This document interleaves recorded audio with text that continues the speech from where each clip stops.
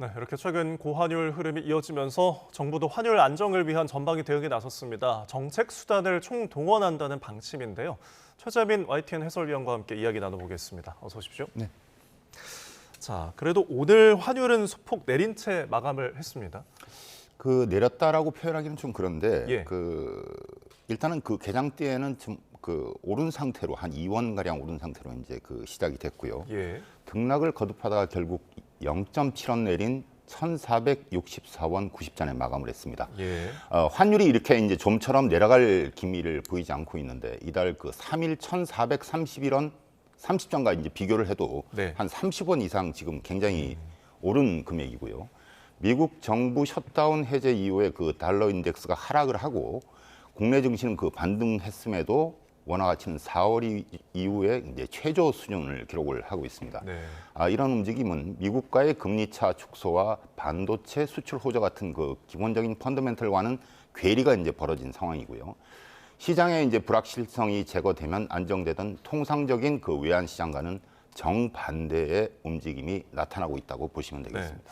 이렇게 환율이 오르는 요인은 여러 가지가 있겠지만 아까 이창용 총재도 언급을 했듯이 이 서학개미에 대한 좀 이유도 좀 들더라고요. 네. 해외 주식 투자 열기가 어느 정도고 어느 규모길래 이렇게까지 금융당국이 조금 우려를 하는 걸까요? 매달 해외 주식 보관 금액이 매월 사상 최대치를 현재 이제 경신을 하고 있습니다. 예. 그래프를 보시면 아시겠는데 네. 이달 기준 개인 투자자의 해외 주식 보관 금액은 1,464억 달러를 넘어서 우리 돈 230조 원을 넘어섰고요. 네. 지난해 말 보관 금액 1,215억 달러보다도 29% 가까이 이제 늘어난 금액입니다. 예. 지난달 우리 개인 투자자들의 해외 주식 투자로 국내에서 이제 빠져나간 달러가 네. 수출로 벌어들인 달러보다도 7억 달러나 이제 많다고 합니다. 이렇다 보니 원 달러 환율 상승 요인으로 이제 작용을 하고 있고요. 네. 개인 투자자들의 해외 주식 투자는 지속해서 이제 늘 것으로 보여서 환율 불안도 당분간 안타깝지만 이어질 것으로 보입니다. 어쨌든 환율이 높은 것은 우리 정부로서는 굉장히 부담이기 때문에 여러 수급 주체들 그리고 시장 안정을 위해서 논의가 본격적으로 시작이 됐는데 지금 논란이 되는 부분이 국민연금이 좀 거론이 되더라고요. 지난 24일이었죠. 기재부와 보건복지부, 한국은행 그리고 국민연금이 참여하는 외환시장 4자 협의체가 이제 구성이 됐습니다. 네. 연금을 활용해서 환율 방어에 나서겠다는 취지인데 국민연금 총 적립금은 지난 8월 말 기준으로 1,322조 원. 예. 이 가운데 이제 해외 투자액은 771조 원으로 전체 적립금의 58.4%거든요. 예. 구체적인 대응 방안은 아직 이제 논의가 되지 않았지만은 국민연금의 환해지 이제 비중을 이제 조정하는 방안이 유력한 시나리오로 이제 떠오르고 있습니다. 원화 가치가 일정 수준 이제 하락을 하면은 달러 자산을 시장에 내놓아서 달러 유동성을 늘리는 이제 방식이 되겠습니다. 네. 하지만 강달러를 반전시키기에는 한계가 있다는 분석이고요.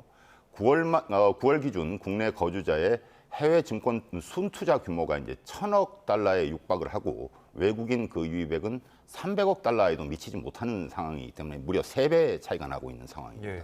국민연금이 가지고 있는 이 달러가 굉장히 많기 때문에 외환시장에 개입하면 좀 문제가 될 소지는 없을까요? 우선 국민연금의 노후 핵심 자산인 국민연금을 환율 방어 수단으로 이제 사용하는 것에 대한 이제 적정성 논란이 있을 수가 있고요. 예. 외환 시장을 감시하는 미국의 이제 견제가 상당한 부담입니다. 미국 재무부는 지난 6월 환율 보고서에서 국민연금의 외환 스와프가 원화 가치에 이제 우회적으로 이제 개입하고 있다고 이제 지적을 하기도 했었는데 이런 상황에서 국민연금을 적극적인 환율 안정 수단으로 이제 활용을 하면은 예. 미국과의 마찰도 재점화될 수 있다는 우려도 나오고 있는 상황입니다. 네, 간접적인 스와프에 대한 우려인데 지금 구윤철 경제부총리가 환율 방어를 위해서 지금 서학개미에 대한 추가 과세 가능성이 언급이 됐어요. 이 점도 좀 우려가 되는 것 같은데요.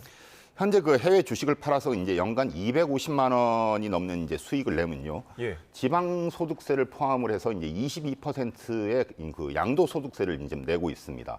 미국 주식에 이제 투자하는 국내 투자자들이 일제히 이제 그 점 때문에 이제 불만을 이제 터뜨리고 있는데 네. 이걸 갖다 더 높이겠다는 얘기거든요.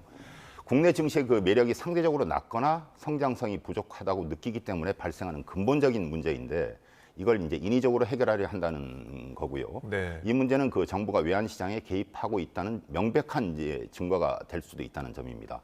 단기적으로 외환시장 변동성을 줄일 수는 있겠지만 투자자의 자유와 그 시장 효율성을 해치고 대외적인 명분과 신뢰까지도 이제 훼손을 할 수 있다는 우려가 나고 있고 예. 외환시장의 향방 그 다음 달 미 연방준비제도의 금리 인하 여부가 최대 이제 변수가 될 전망이고요.